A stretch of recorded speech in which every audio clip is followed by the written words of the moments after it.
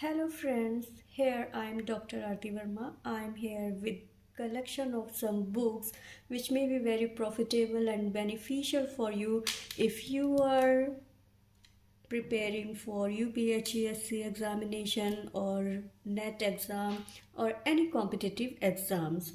So the first book which I would like to suggest you is History of English Literature by Edward Albert. Here you can see the content and it is period wise. Now in this book, first you will find the historical background, then you will find about poetry, then you will have some detail about prose and then drama. So it is a very good poem if you want to have a brief introduction about history of English literature. Now this is the next book which I would like to suggest you, a compendious history of English literature by R.D. Trivedi, and it is in a very easy language. This book is divided into 10 parts. So here this is the content list of this book. Then you can have a history of English literature by S.C. Mundra, and this book is available in 3 volumes. So it is by an Indian author, so it is also in a very easy language. This book is very beneficial for the student of graduation and PG because what kind of questions are asked in the examination, it has all those questions. So I think it's a very good book. It is the second volume of this book and it is the third volume. So it's very nice book, and the best quality of this book is that it is also in a very easy language.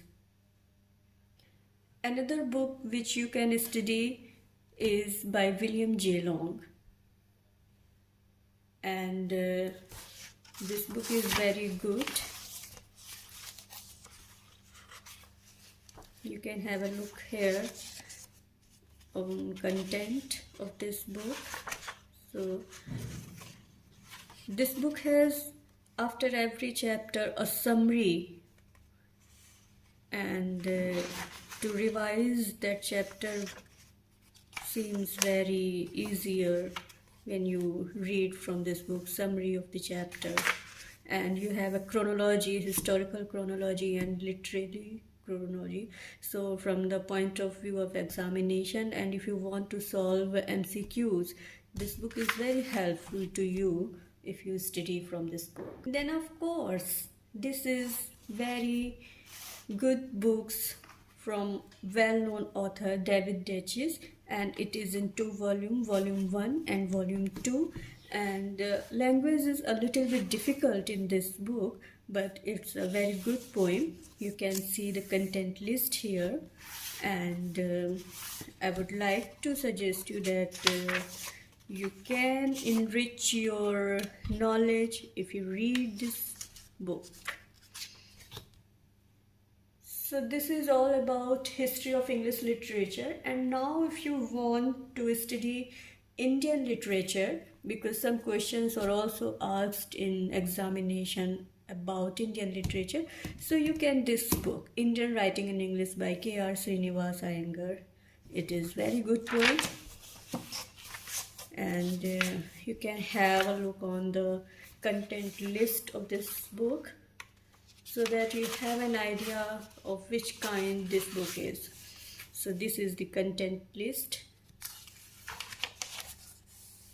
and it's a very nice book. Literary criticism also a very important part if you want to appear in any competitive exams. So for that you can have, I have photocopy of this book, A Handbook of Literary Terms by M.H. Abrams, and this is called the Bible of Literary Criticism because it is a very good book, and you have all kinds of literary terms in this book, and if you read this book thoroughly, definitely it will enrich your knowledge about literature. So I will highly recommend this book if you want to appear in any kind of competitive examination. Then you can take help of this book, Contemporary Literary Theory, and this is also a very good book, Beginning Theory by Peter Berry, and you can have a look on content list.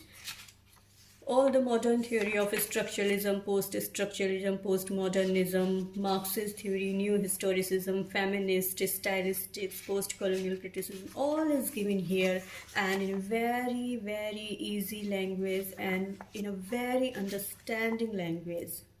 Now, if you want to practice objective type MCQ, so I also have a photocopy of this book, An Objective Approach to English Literature, and this book is by 5 authors. Evan K. Massey is the main author of this book, and this is, it's a very huge book, but it's very good.